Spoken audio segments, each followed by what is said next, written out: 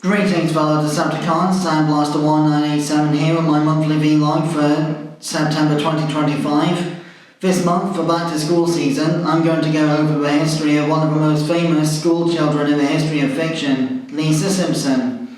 Now, for those who are unaware, which is like 3 people on the entire planet at this point, 8-year-old Lisa Marie Simpson is the middle child of the Simpson family from the, famous, long-lived animated sitcom, The Simpsons, about a family of yellow-skinned Americans going about their day-to-day lives with all kinds of crazy things going on. So, the most important things to know about Lisa are that she's an environmental activist, an animal lover, a vegetarian, a Buddhist, and a jazz music prodigy with an extensive amount of skills with the saxophone.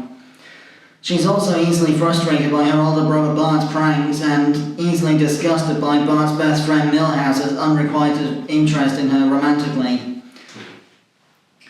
Although Lisa's track record with boys isn't exactly ideal because she does have a bit of a crush on the school bully Nelson Muntz, who has been giving her brother a hard time for years with one thing or another.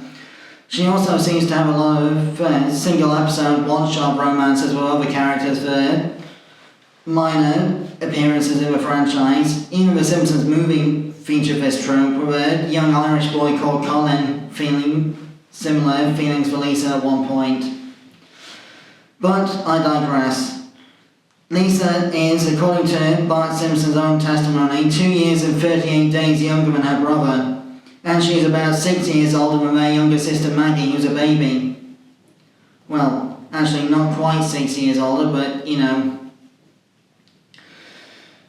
Anyway, Lisa is one of the most intelligent characters in all of Springfield, but she struggles with making friends at school and whatnot, and she doesn't seem to be very popular among the other kids at Springfield Elementary School. Her closest friend, it has to be said, aside from her own mother, Marge Simpson, is Professor Frink of the Springfield Observatory. I'll go into the history of Professor Frink in another video because he's another of my all-time favourite characters in the franchise.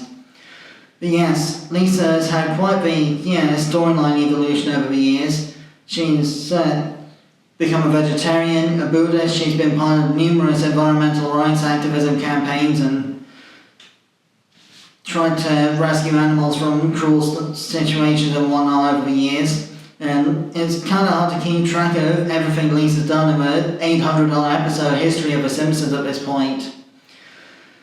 But one thing that is always consistent about Lisa is her love of the saxophone and jazz music in general. She was trained by a legendary jazz musician that is completely fictional to the Simpsons franchise called Bleeding Gums Murphy, who sadly passed away in hospital at one point in the early seasons.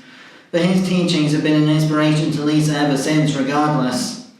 Bleeding Gums Murphy's character design was allegedly supposed to be an homage to James Earl Jones, hence why his death in the Simpsons episode featured the Mufasa's face in the clouds reference from The Lion King, which also featured Darth Vader because James Earl Jones voiced Darth Vader as well. But anyway, unfortunately, Lisa's parents, Homer and Marge Simpson, are nowhere near as keen on the saxophone as Lisa is, and Homer in particular is forever yelling up the household stairs for Lisa to stop playing the saxophone whenever she tries to practice. Honestly, how Lisa can survive in such a toxic Levy environment is beyond me. Between her mother's constant, overprotective behaviour and Bart's pranks and Homer's absolute stupidity and the fact that Homer willingly works for Lisa's arch-nemesis, Charles Montgomery Burns, the most anti-environmentalist character in all of Springfield. How Lisa can survive in a household that is constantly against her is beyond me.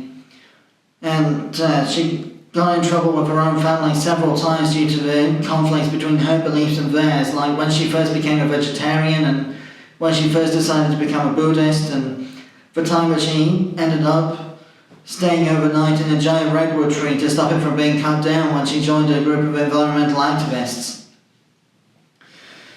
Lisa's vegetarianism and environmentalist behaviour do kind of remind me a little bit of Darlene Connor from the Roseanne sitcom franchise, from her resistance against the Connor family's loose meat sandwich restaurant, the Lunford Lunchbox, in season 6. But that's a story for another time, because although Sarah Gilbert's character Darlene Connor wasn't in The Simpsons, she did voice the character of Laura Powers, Ruth's daughter, who was a potential love interest for Bart in one episode. I'll go over that in a separate video at some point in future. But anyway, yes, over the last nearly 35 years or so at this point, Lisa Simpson has been a constant source of trying to restore the moral compass to a otherwise politically corrupt and inept Springfield, run by only the stupidest of adults.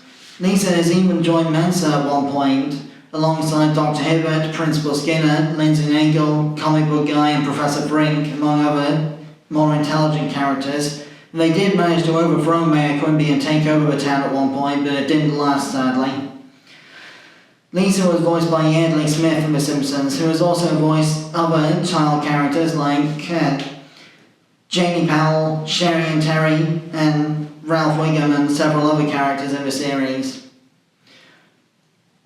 All of whom are allegedly Lisa's friends in the series, although some of them are not always as friendly as Lisa would prefer them to be.